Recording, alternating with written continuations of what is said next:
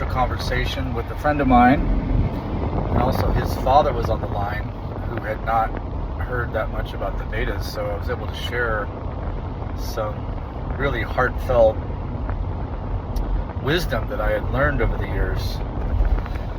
Once again, I haven't applied it to its maximum potential by any means, by any stretch of the imagination, for sure. So the results are not as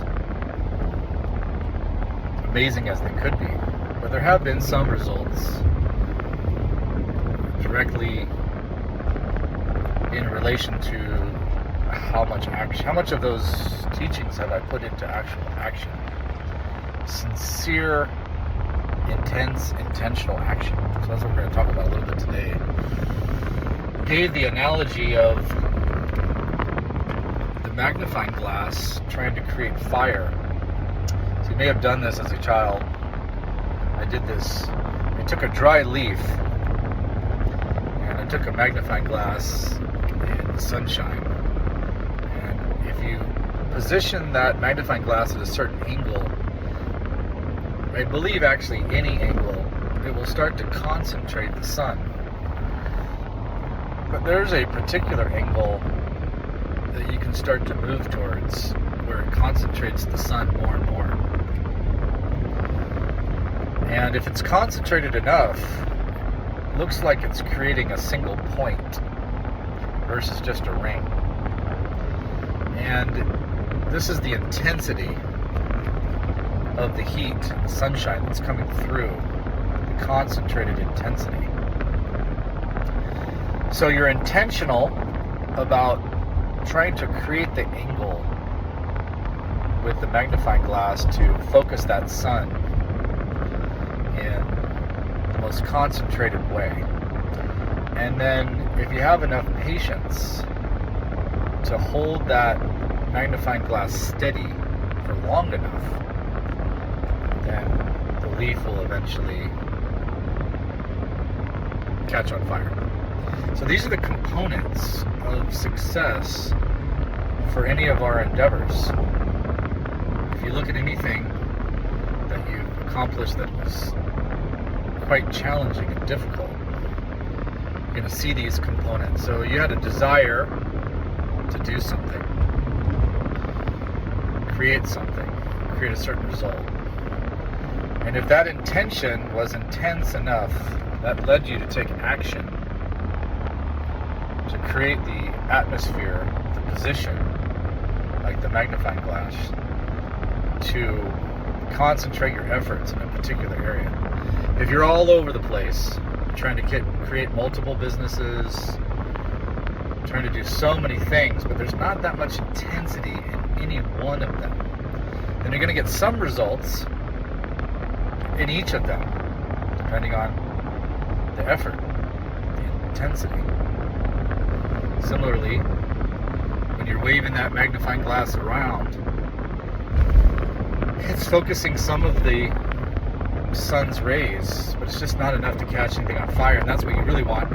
You want that particular thing that you're trying to attain. If it's difficult and challenging, you want to create a fire with that burning desire within your heart, that desire, that burning flame of success, and you just keep on stoking that fire,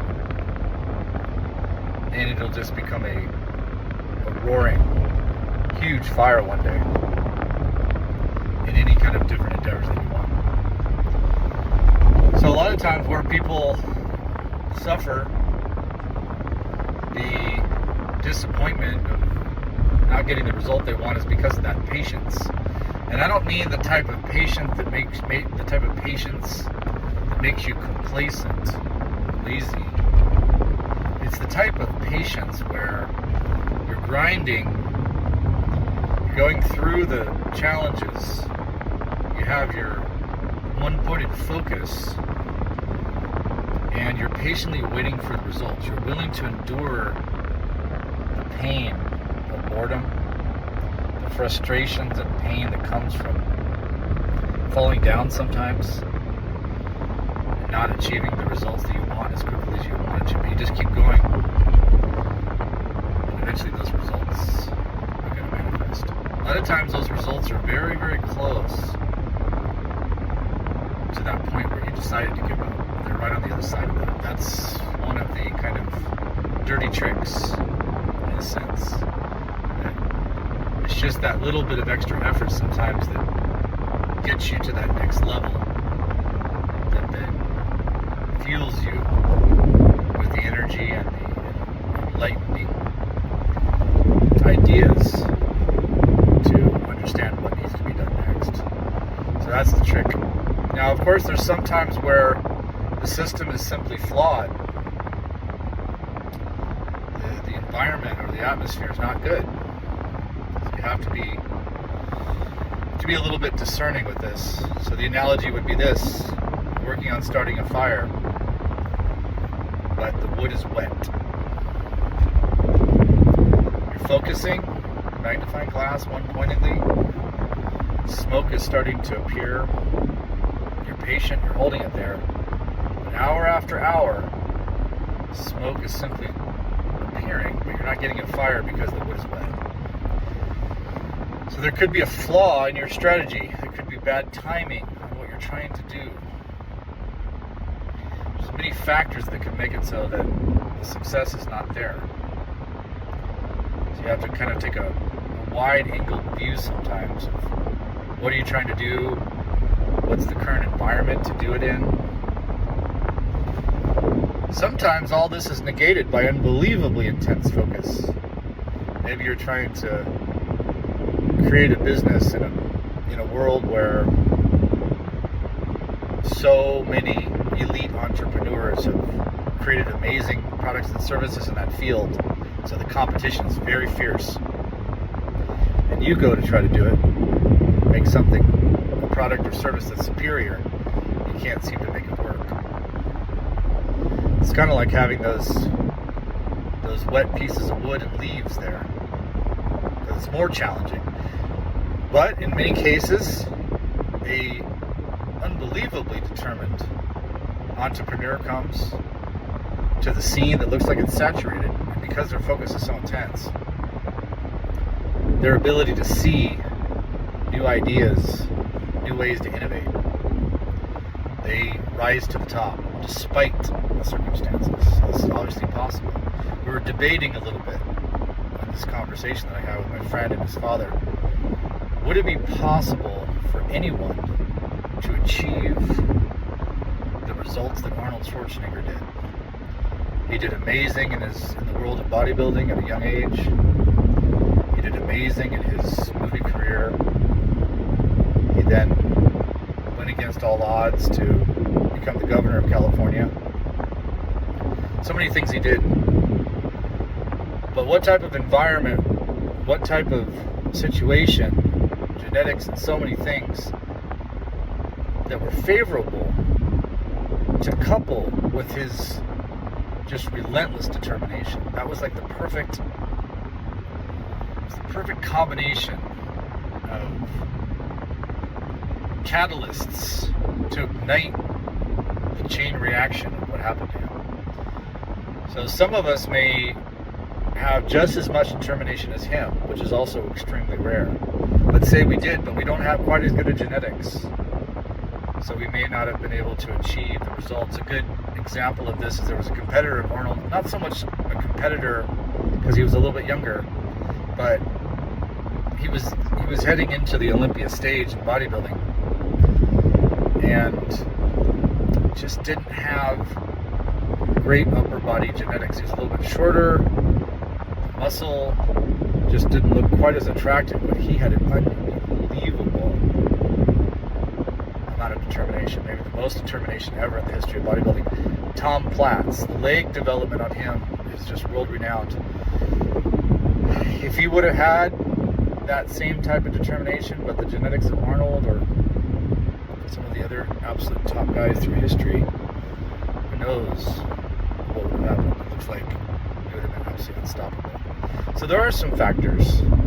There are a few different factors. But ultimately, at the end of the day, there's certain things you can't change, and there's certain things you can. I don't see that there's any way to control your genetics. Once you're born to a certain set of parents, that's done. know any way to be able to go back into the past. But you have a certain set of pluses and minuses to get to certain outcomes. So you just improve those pluses as much as you can, and you try to diminish the minuses as much as you can, and you're just going to have the best situation for the best result possible. And if it's not a good enough result for you, because there may be some issue with that particular endeavor, that your propensity for that is not as good as you would want it to be, so the results are not as good, there's no shame in switching. You know, if you really wanted to become an Olympic athlete, but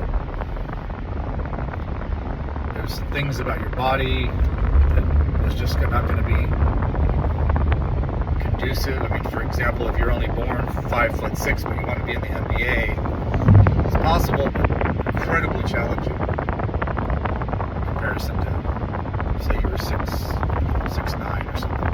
Still need to do an unbelievable amount of work, but you have some natural advantages. So there's different situations where you do have some innate, built-in advantages. So sometimes you might want to put your effort into those. Really assess where you shine naturally, and then where do you want to go, and put those 2 points on a map, and then think about what the best strategy is to get there. There's also the argument that you can do things that you're not naturally talented at, so that it builds even more discipline and more resilience and more anti-fragility. That's an awesome one too. Say you're not born with that great of athletic genetics, and the kind of family and everything you were born into is just not really physical. Maybe you want to pour a bunch of energy into that because it's hard. It's a challenge. You want to develop your discipline and try to succeed in something that wouldn't naturally come to you. There's value in that as well. A lot of things to think about. So many things I could say, but that's what's on my mind now. We're going to talk some more about the Vedas, the power of mantra. The power of mantra. Man means the mind in Sanskrit. And tra means to transform. Sometimes it means to purify. So there's all different types of mantras. All different types that can transform your mind in so many different ways. So I practice what's called the Maha Mantra, which is the great mantra of deliverance. This is a very, very powerful mantra, and the specific power that this mantra is imbued with is the power to deliver the living being from its material entanglement. So if you're focusing on something that's just for this lifetime, just the health of your body, wealth, all these things, that's your choice. But if you want to go beyond that, beyond the point of death, the journey beyond, then you can use this